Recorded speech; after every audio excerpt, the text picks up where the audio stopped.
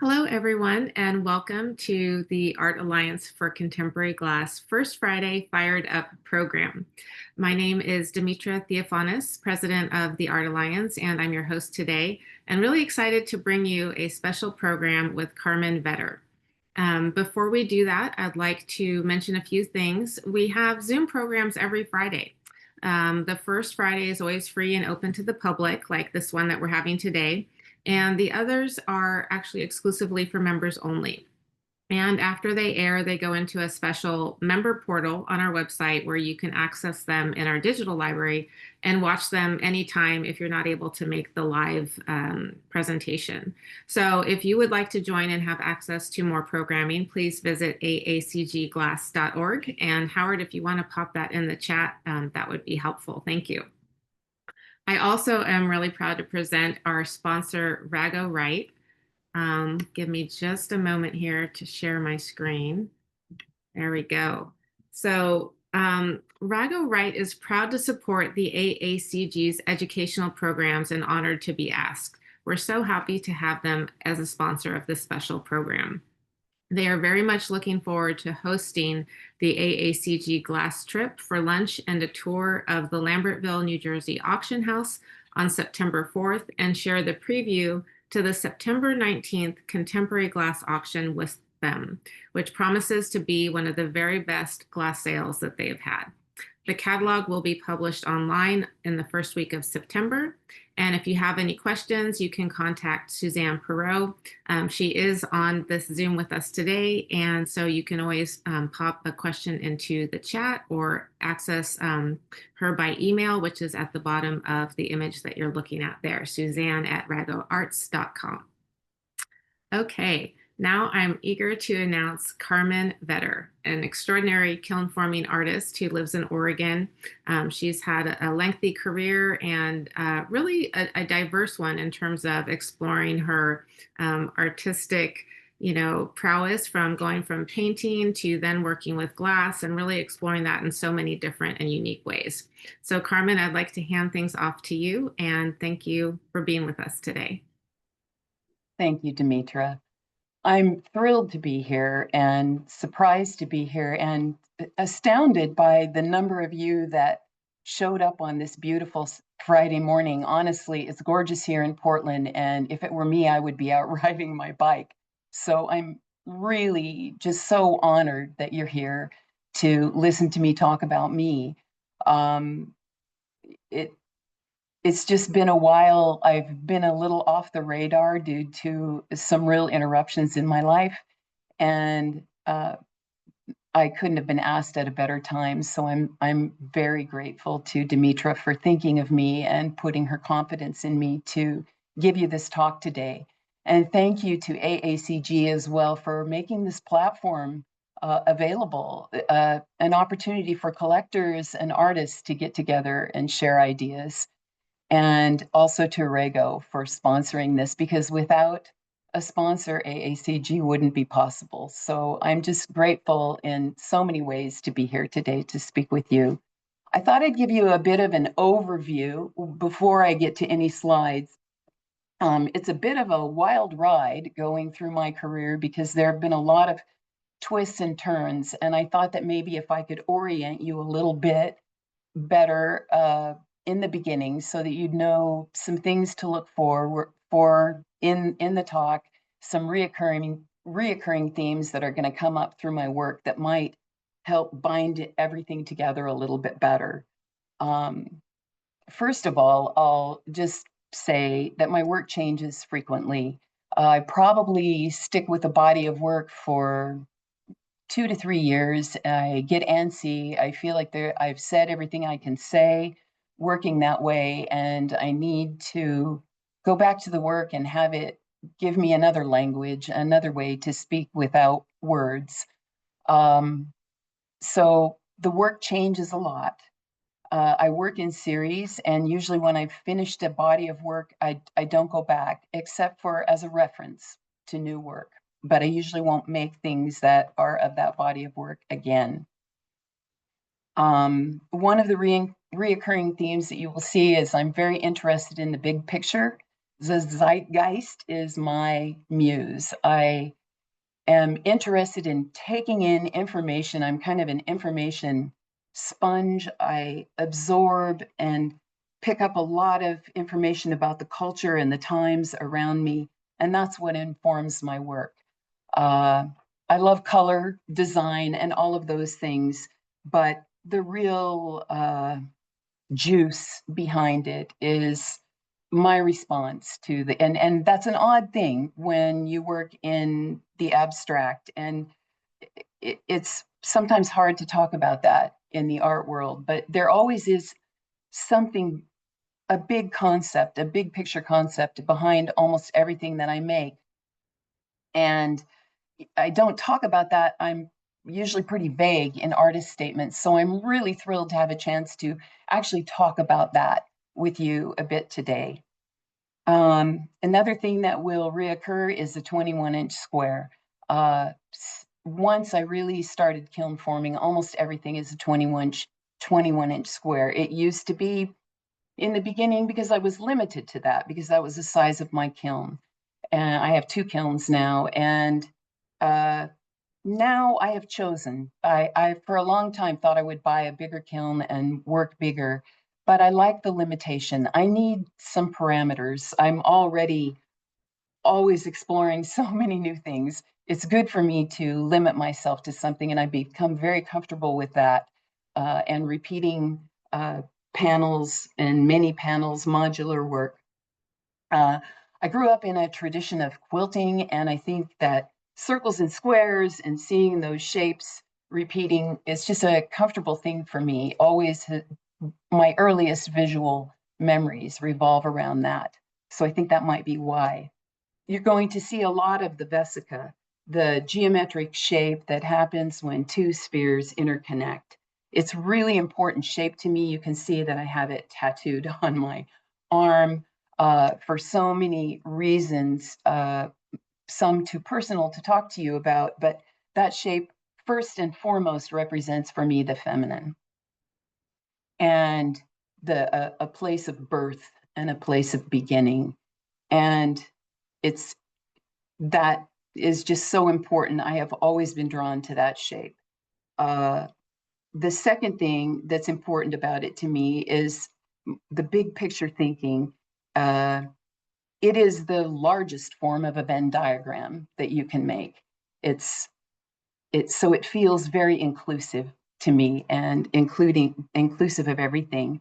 And the other thing is that if you chop a vesica shape in half down the middle, it is an architectural shape that's used in vaulted places that make us feel a sense of awe. And some of the newest work that I'm making is using that shape a lot. And when I've used that shape, those pieces are being called sanctuary, because that should be a safe place.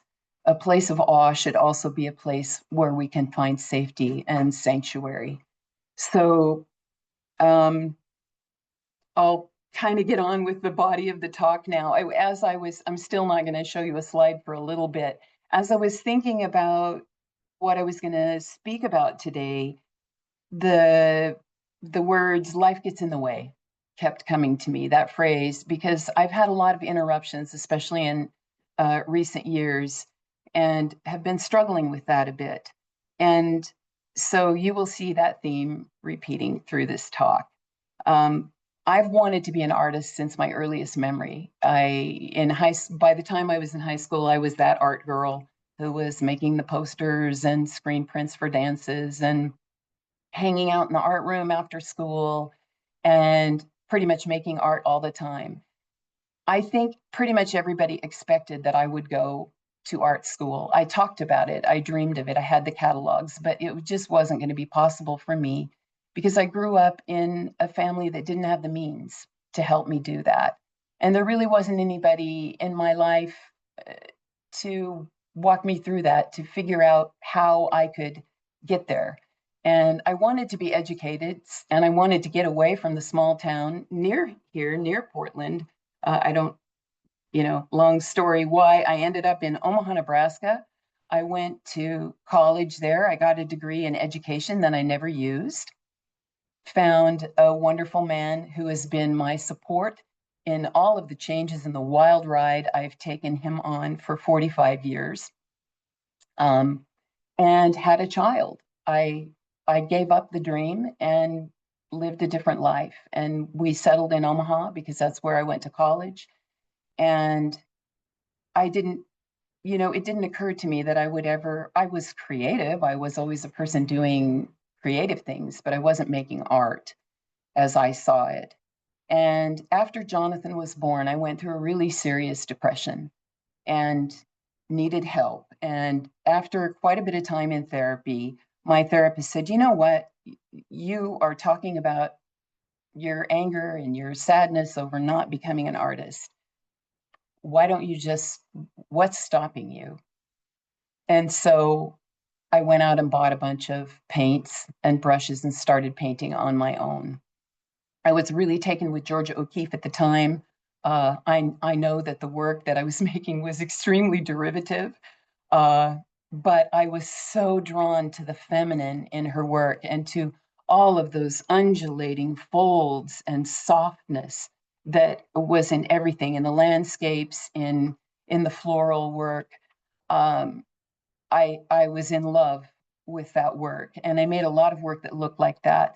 After I wish I had some images to show you, but I didn't know enough to take images, and most of the work, if it didn't sell, it was destroyed by me. And so I, uh,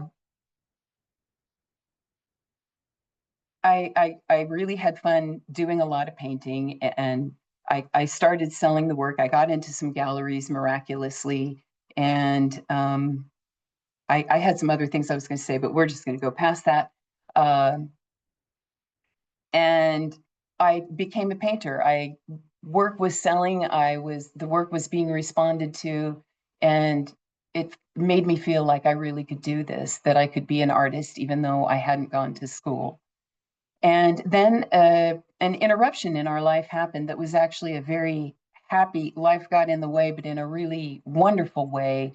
My husband's company sent us as expats to England to a branch there, and we were going to be there for 2 years. We lived in Essex, and we were just a 20-minute train ride out of London. And we spent all of our time going to museums and traveling. And I kind of let the painting go because there was just so much adjustment and excitement there that I didn't need it. But after about 5 months, I got antsy and I really wanted to start painting again. So I found a little art institute, a place that sold beautiful, beautiful European art supplies, and they taught life drawing.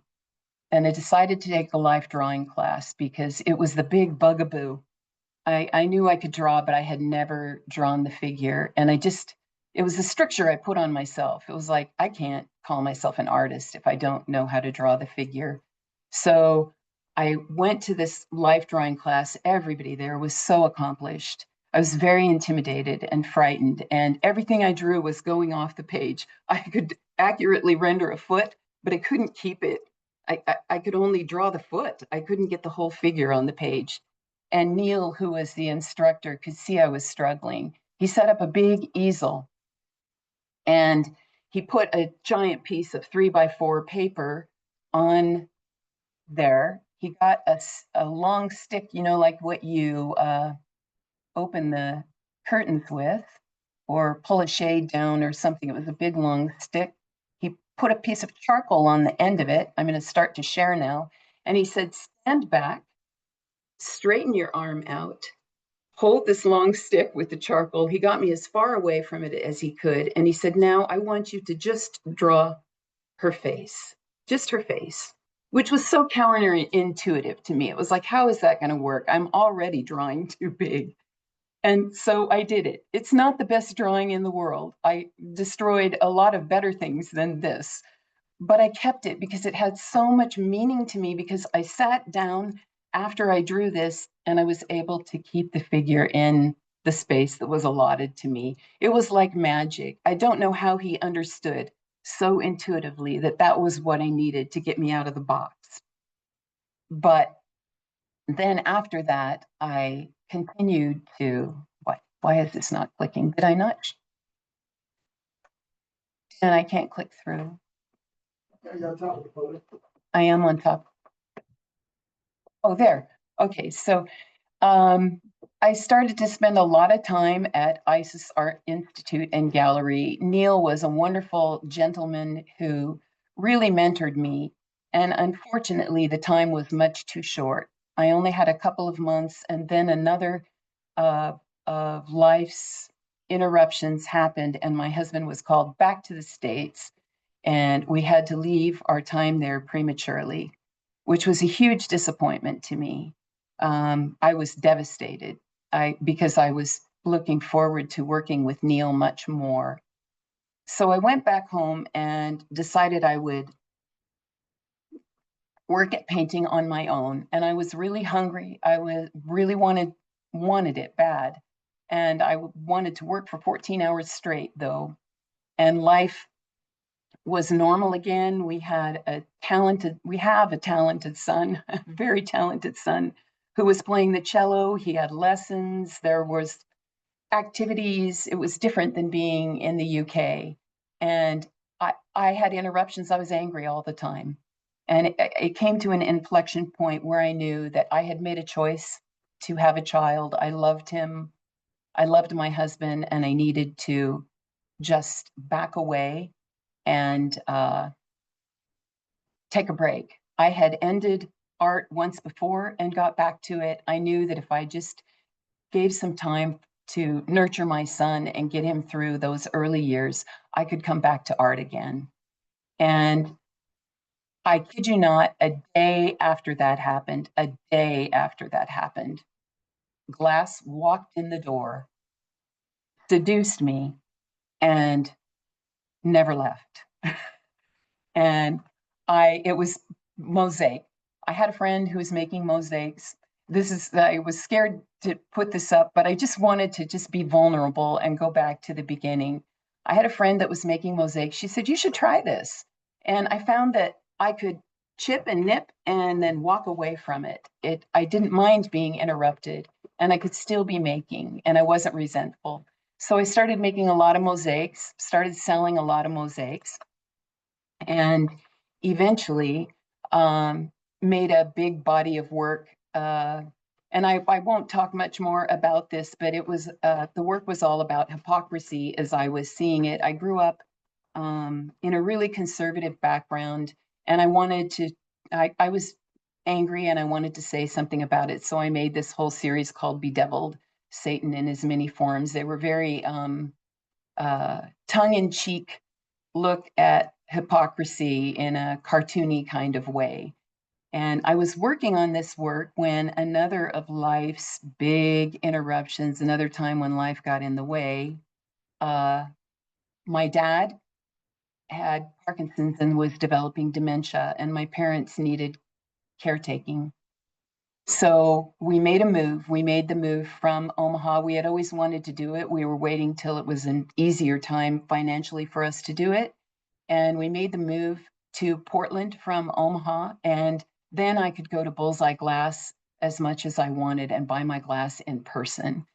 And I took painting with light with the brilliant Ted Sawyer and immediately bought a kiln. I was in the middle still finishing this body of work. And I had a little show in Portland with the bedeviled work shortly after we got here. And I started to make some kiln-formed elements to put into the mosaics. And that's these fruit.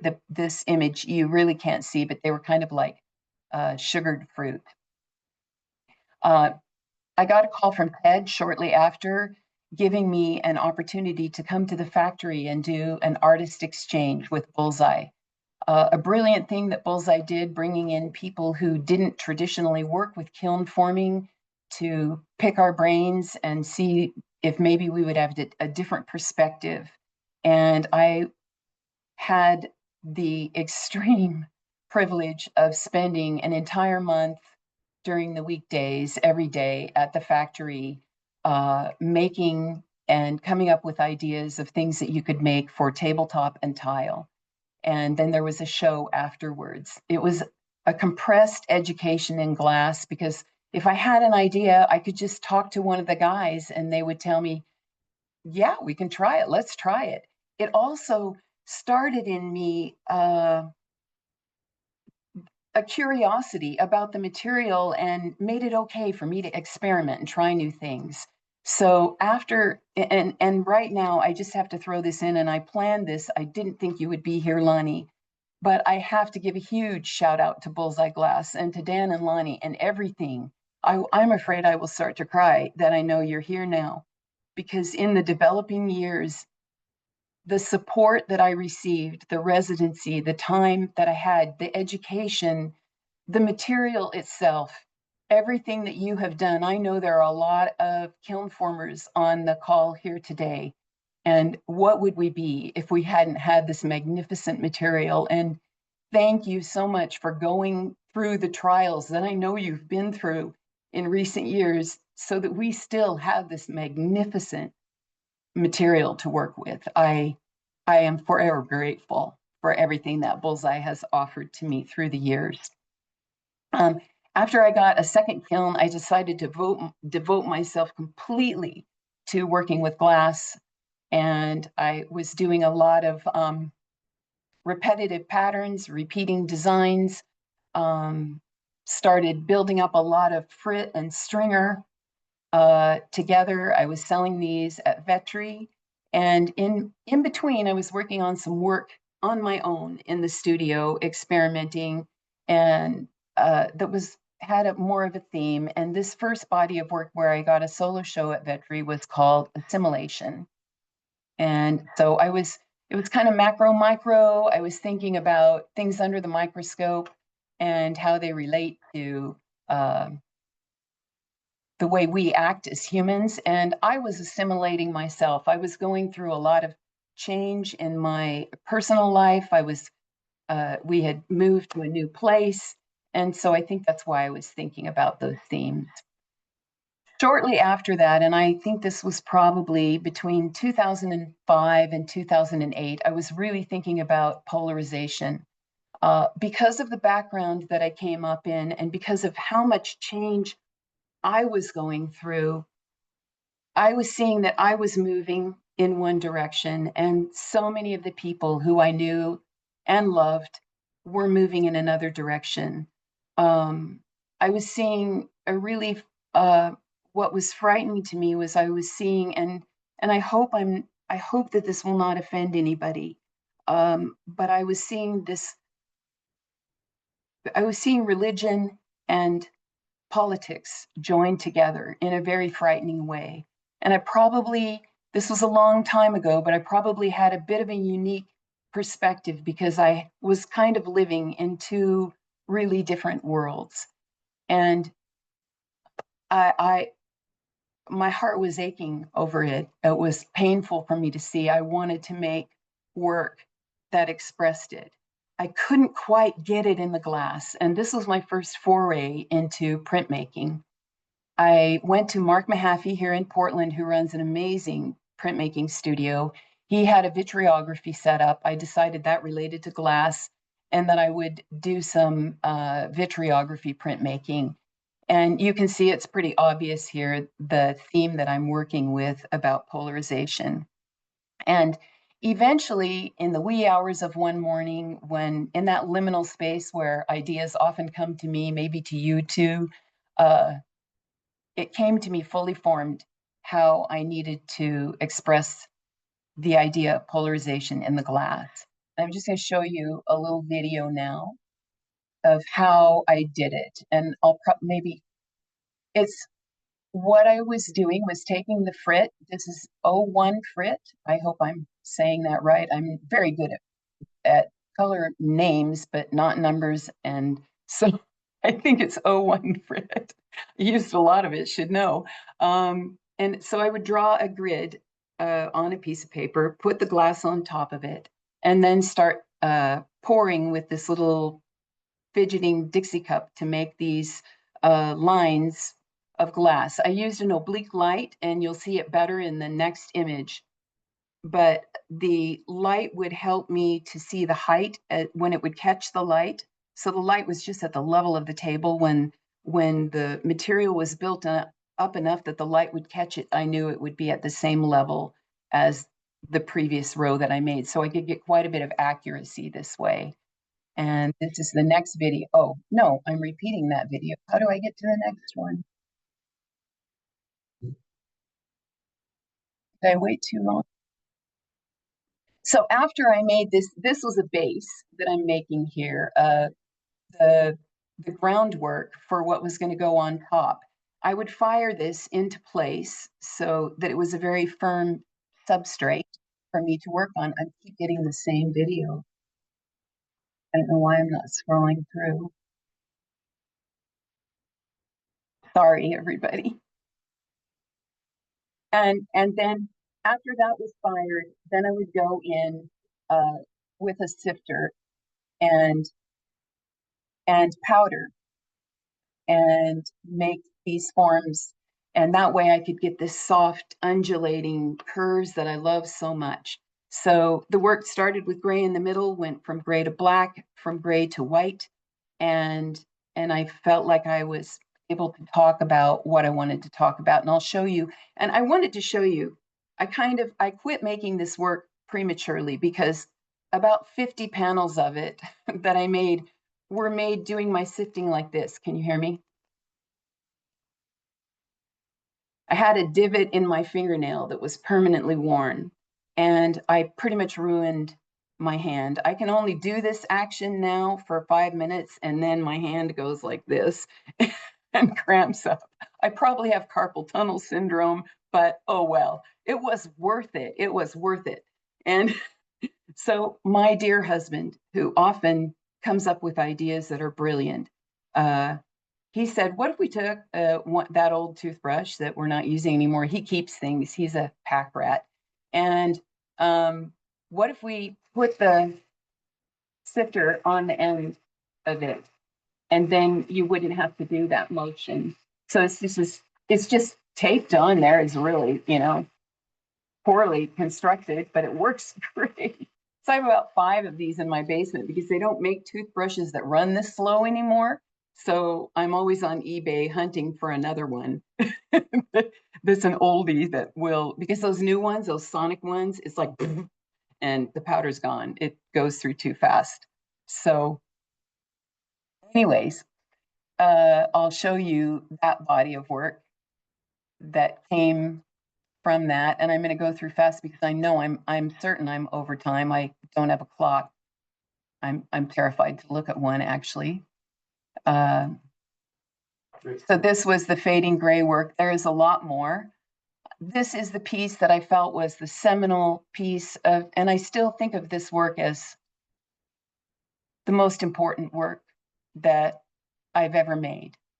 And this is the piece that expressed it all the best. I was trying to find a way to juxtapose the black and white parts of the work in the most conflicting way that I possibly could, and also to have the gray be the unifying force in the work. If you look at this, it's wonky. And that is an optical illusion. The pieces are perfectly square. If you turn your head and you go sideways on your screen, like you move from one side of the screen and kind of side eye it, it will go straight and it won't look like the pieces aren't square anymore. Just a little optical trick you can do. It did the same thing in the gallery in person. And it was an exciting piece to make. And I happily report to you that just a few years ago, Llewellyn Galleries found a permanent home for this piece in a beautiful performing arts center in Tulsa, Oklahoma. So when my hand wasn't working anymore, I was already thinking of new ideas. I knew that I had to continue in a different way. And I had another early morning epiphany that perhaps I could speak about half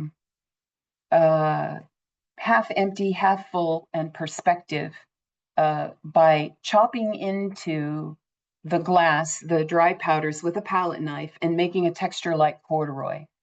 I sew a lot and love textiles, and that change in light that happens when corduroy catches the light, I thought maybe I can do that and the light will catch it and the work will shift. Like when you walk past it, depending on where you're standing. And I can speak to perspective in that way. So this is the same piece. Yeah, I was too dumb. I can't believe I didn't do it. I didn't take a picture of this hanging in the actual gallery when it was on display, but we did take images beforehand in my house on the floor with this and just had to put the light source on a different side. So this is the same piece with, in the first image, the light source is from I'll get mixed up if I go right and left, from one side, and in the second one, it's from the other side. So the darker places become light and the lighter places become dark. And this would happen like magically. When you were at center point, it would all look the same. And then when you moved to one side, it would be lighter, and the other side, it would be darker. It was a shift that would happen almost like instantaneously. It's hard to explain unless you were there and you saw it. And I was pretty jazzed about making this work. And this was another piece in that series.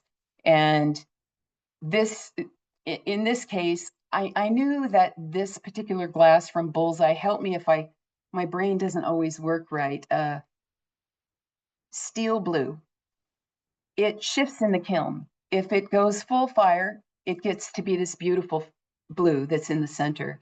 If it's at a tact fuse, it will take on this amazing silver color. I thought that it might do some interesting things in the kiln. I did a full-size test on this. My first one, I made the whole damn panel. I kind of go big that way. It's a problem and a good thing sometimes. And when I opened the kiln door after firing, I was just blown away. I do not know. I've never talked to anyone from Bullseye and asked them how this happened, but every single panel fired exactly the same.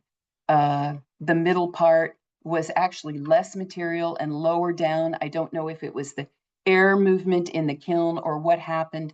It was magic. I made, 16 of them. And this is a piece, the same piece at an oblique view when it was installed in the home where it was purchased, the people that bought it. I got to install it myself. It was a really great experience.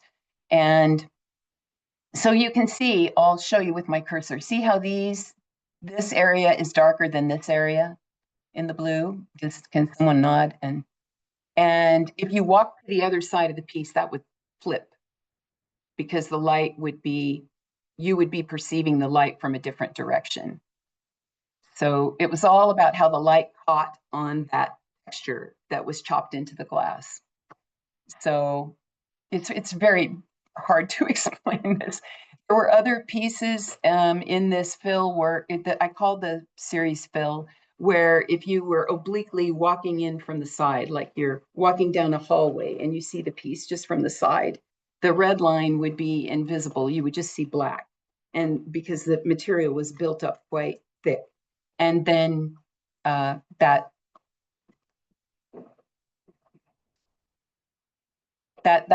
line would disappear. I'm sorry, my technical advisor was talking to me. So that line, depending on which side you approached it from, the orange would look bigger and then decrease and get smaller. So anyways, I digress. I need to get moving on. Somewhere around this time period, I was invited to be in a residency with Steve Klein and Richard Parrish at Northlands in Scotland. It was an amazing period of time for me. We were meant to go there and respond to place. The first thing I saw when I entered, well, the first thing I felt was, Scotland is mystical, magical, amazing place. And I had been there before during our time when we lived in England and felt the same, but this was further north and in a different place than we had gone. It had been a number of years, and I was just, it really hit me hard. It really hit. And the thing that hit me most were the chimneys on the landscape. I knew almost immediately that was what I was going to respond to. Probably because our son was about to get married. Life was going to change. They were going to move to Portland. Hearth and home were becoming important again in my thinking after a lot of years of just doing whatever the hell I wanted and not having to think about anybody else but me, and having, being an artist. And I started to think this is really valuable to me, home and family. And I think that's why I was interested in it. I started morphing the chimneys, trying to evoke a sense of age and time passing. You are going to see a direct reference to this very quickly. This is in the landscape. I was seeing upside down houses and chimneys. When I got home from the residency, this was also a Bullseye sponsored residency, and I went to the print studio and started to do this morphing of the chimney. I was trying to achieve something that felt like age and the passage of time. And I just really wasn't. I made a bunch of work in glass. I wasn't comfortable. I felt like I was forcing something. And at some point, I discovered that I could remove material and get a sense of age and time. This is where the vacuum cleaner entered my life. And my work took a big change and stayed changed for a really long time. I started to be removing material instead of adding material to make the work. And so what I discovered was that I could layer layers of powders on top of each other and then remove them with a vacuum cleaner. And I have all kinds of tools rigged up for my vacuum cleaner of different sizes and shapes to do this. And I was off to the races. So I did a series of work about Scotland for a show at Bullseye with Susan Longini. We both had been there, and we were both responding to our time in Scotland. And you can see the reference to the photograph that I showed earlier. I had to make a piece about that. So I just took two houses and turned them on their sides and made something similar to what I had seen in real life. As I worked through this series, I started to want to go abstract again. I knew I wasn't going to continue on. It was very specific to a very specific time. And so you can see here, this is one of the last pieces I made for that show. And then after that, I went to my studio and I very much wanted to play immediately with the vacuum cleaner tool that I had discovered and removing material. So I feel like the work kind of talks to me. It's like working makes work. It always leads to something new and exciting. And so I was starting here with those same patterns that you saw earlier in the much more minimal work that I made earlier. But so I started off with that pattern, and then pre-fused. I always have layers underneath so that I don't vacuum down to pure glass. Plus, I like the idea that I'm excavating. I don't keep track when I'm working like this of what I put underneath. It's all completely spontaneous. I'm working as an abstract painter. I'm painting with this material, and I was very excited when I discovered that I could really do that I could paint with this powder. And so this piece, the thing that changed was I started to delineate the shape of the hexagon. You can see it in these lines, these hard lines that I added. I'm really not sure why, but it really became interesting to me. And I knew that it was going to change something. So I did what I do all the time now. I took 6-inch squares of watercolor paper and very limited media, just Payne's Gray, red paint, a red pencil. That's it. Took off for 3 days, or maybe it was 4 days. I had 3 full days to work, and just by myself, by the ocean, where I wouldn't be interrupted, and just played with that new shape that I was interested in. And these are just a few of many, many little paintings that I made. And when I came back to the studio, this is the work that I started making. Got even more abstract. I call all of this work, when I started removing material, it really felt like had so much to do with the passage of time. So this series that's the only thing that this was really attached to, was just that feeling of time and time's passage. And I called this series After Before. So you can kind of see I'm building up texture underneath and then doing consecutive firings where I add material and remove material. And I'll just go through some of that work from that period of time. I really liked this white one. I did a lot of this work. I probably had 4 exhibitions with this series. I worked at this probably longer than anything else because it was just such a freeing time for me. I was painting and it was exciting. And so there's quite a bit of it. Eventually, I wanted to push it a little further. I was getting antsy again, so I took another one of my trips and limited my media even more. Parameters I have found to be very useful. There's so many things that I'm interested in. I have to find a way to rein it in. And so this time I just took Payne's Gray and a paintbrush and a little tiny black Sharpie. And when I was making these little drawings, they started to feel like maps, which led me to Google Maps. And I started looking at everything on Google Maps. It was so much fun. And I showed you this picture. This was at the very end. I kind of came back to the beginning at the end of this series, but I put it here next to those little drawings because it relates so directly to them. I did a fair amount of printmaking during this period of time. This is encaustic colograph. I got into a printmaking show with this work. It was really fun work, and it really helped me think through the work. And then this is the first iteration of that in glass. I was at in Bullseye Evolve Emerge with this work. And since they started to look like maps, I thought, why not just make maps? And so I drew out a grid of Paris and then sat down and copied it in glass. So I would layer all of these layers of powder and then sprayed them down so that it was wet like beach sand, and then started going at it with a palette knife, cutting into it. I actually drew a very accurate representation of Paris on there, and then something changed again. And I think it's because I was pulling out with the vacuum cleaner some of the crust that was happening, and I sucked out a big section of work.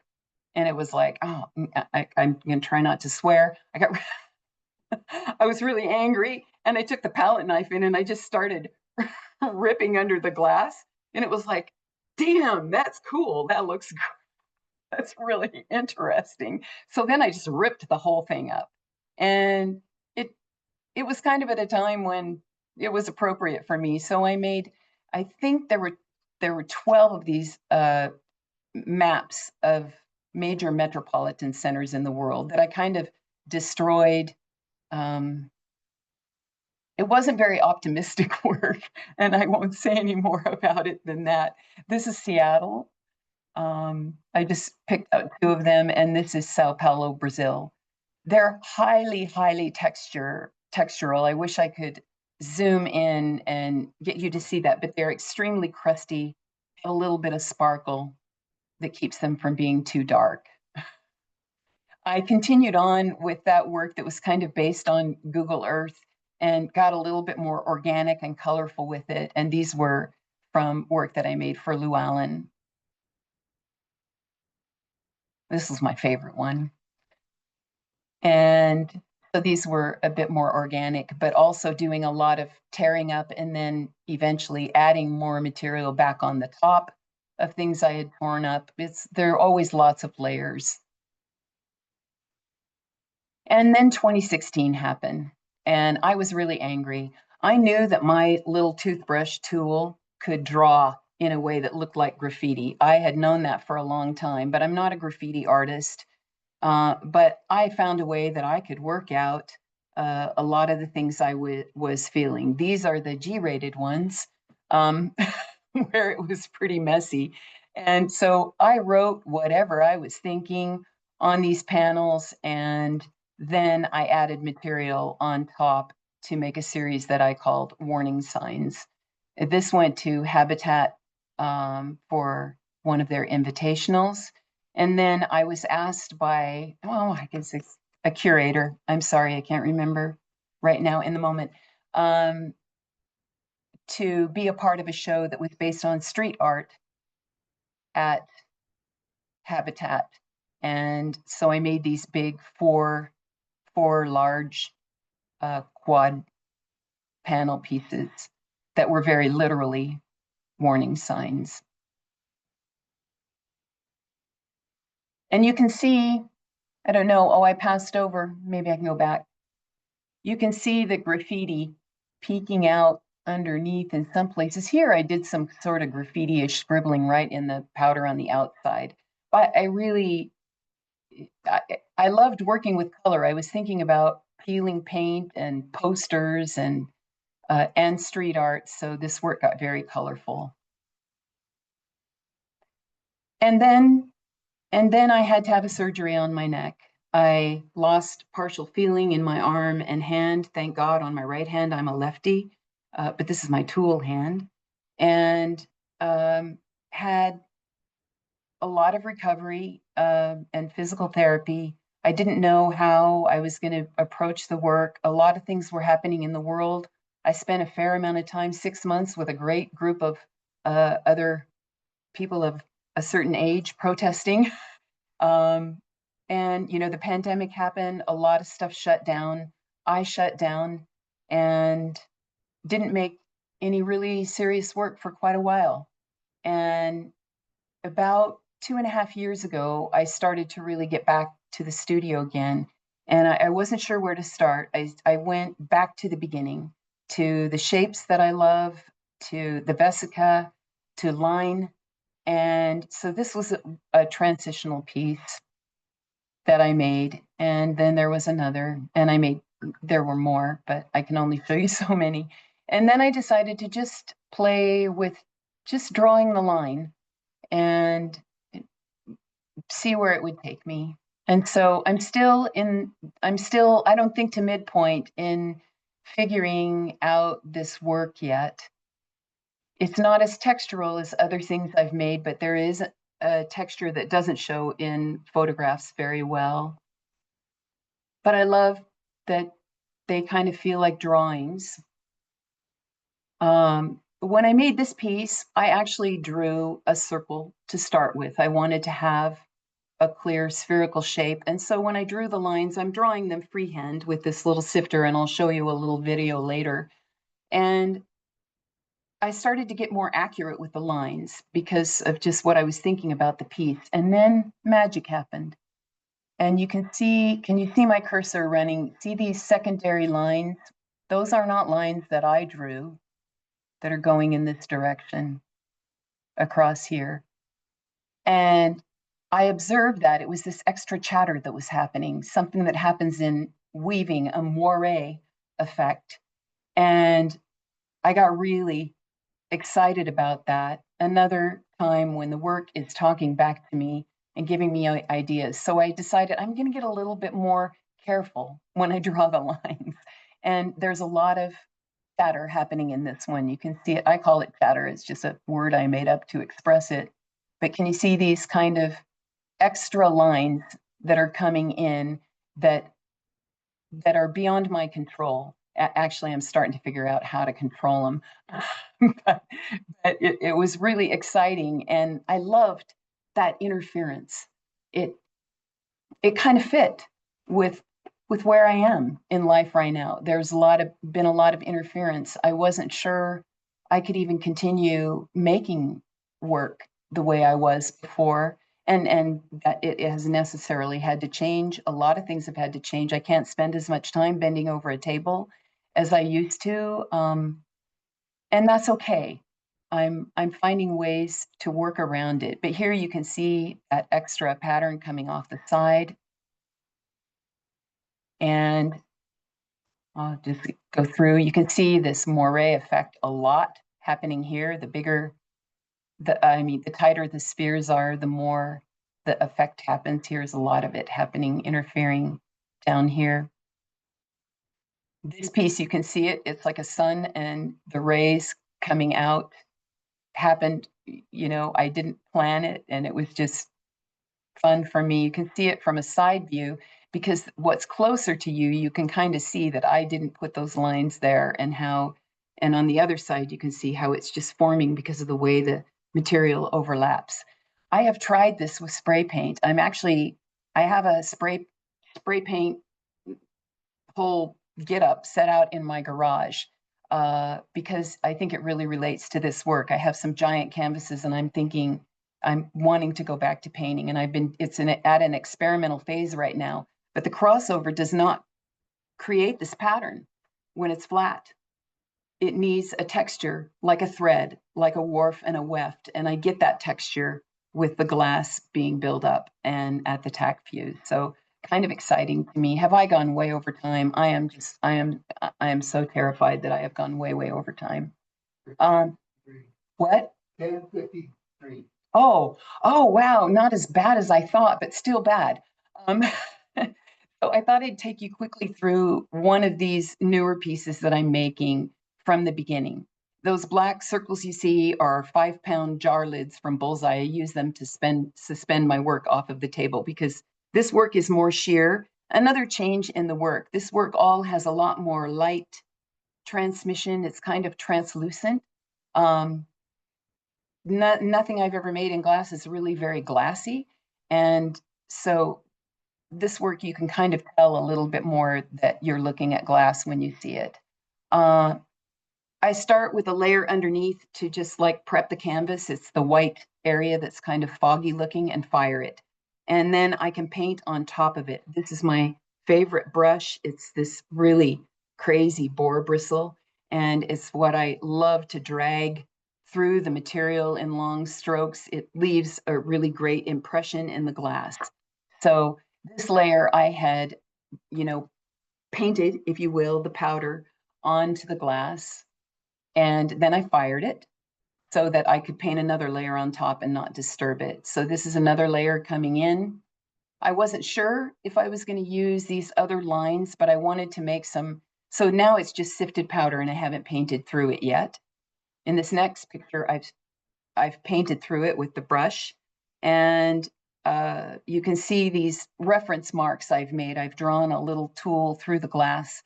Didn't know for sure if I was going to use them, but I wasn't going to mind if they were going to show in the later work either, part of the process.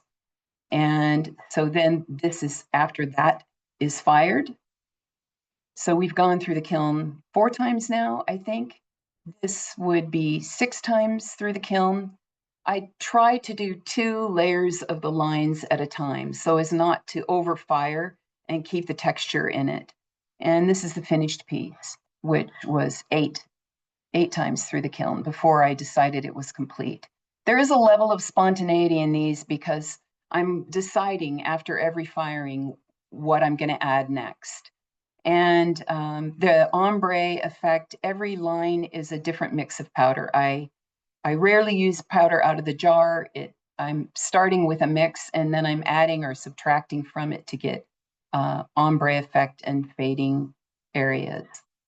So here's my little flyby so you can kind of see me. I made this piece just for you guys because I didn't have any video of myself doing this.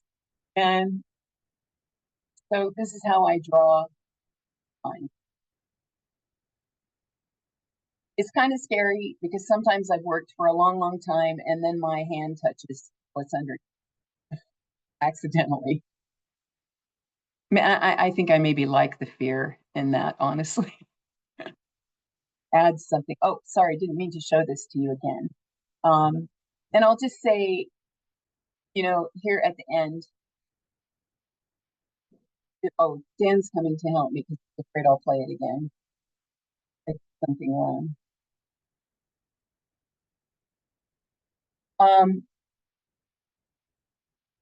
There have been a lot of interruptions, but kind of like, I'm not sure who the philosopher was that said it, but a boulder in the stream, that hard, immovable object, the static, how it's so static. that huge interruption makes everything around it join together and be so much more beautiful and whole.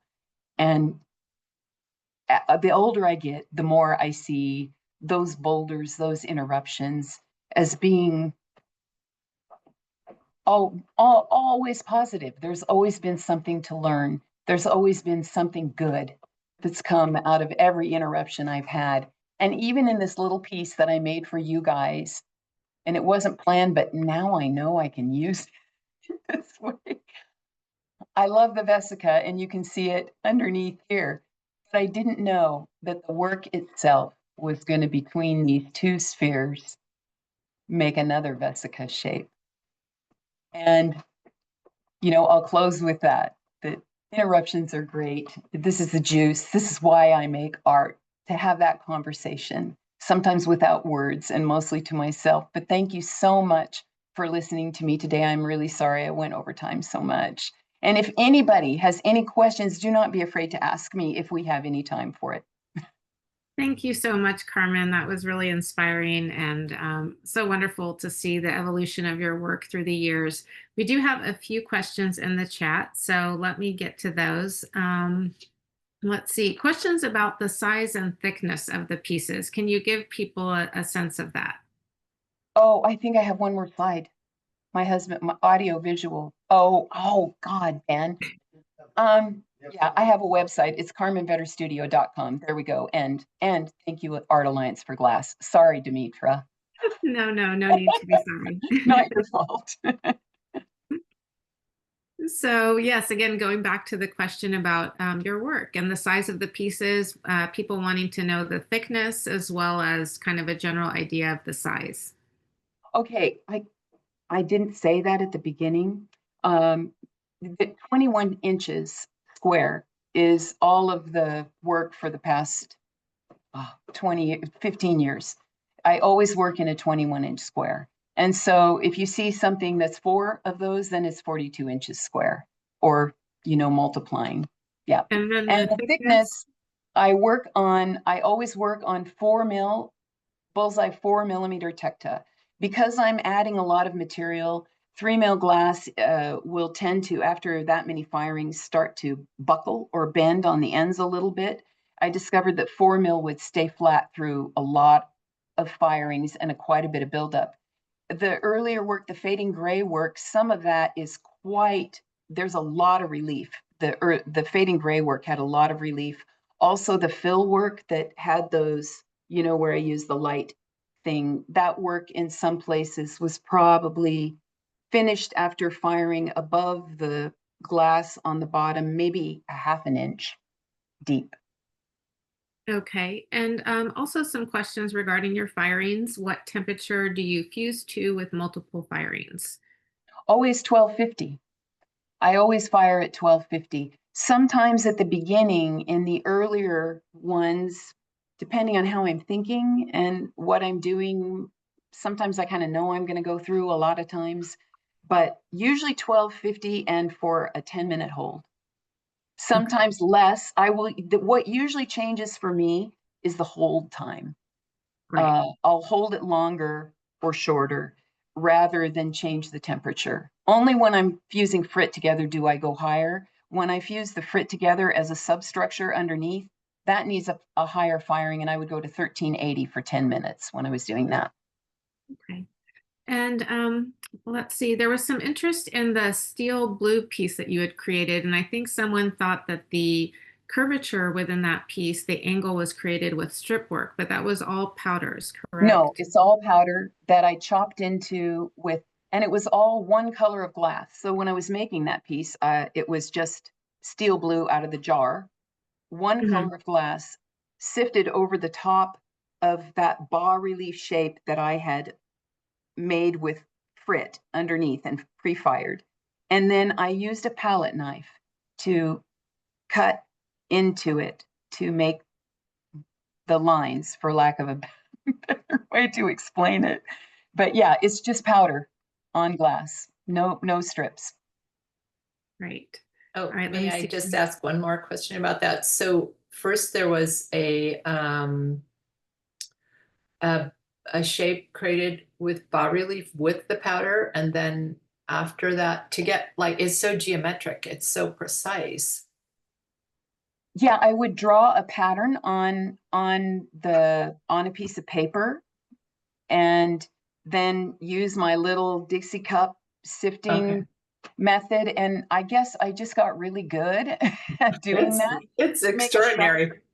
to make a sharp edge, because as long as I got that perfect circle poured, and I can tell you too that when you repeat patterns, sometimes your eye fools you and you don't notice the imperfections that might be there as much when you're repeating something over and over again, for lack of a better way to explain it. The oblique light was extremely useful to me in getting those exactly the same height. Having the light at the level, a bright light that shone across my table. And I work in the dark because you can't tell what you're getting in glass until it's fired anyways. I just know. And so I like to have very little light in my studio other than that oblique light, especially with that work, shining across the table. And it picks up the edge so I can see when I've gotten to a certain height, if that makes any sense at all. But yeah, they're all made by hand. And Fabulous. Fabulous. Thank you so much. Thank you.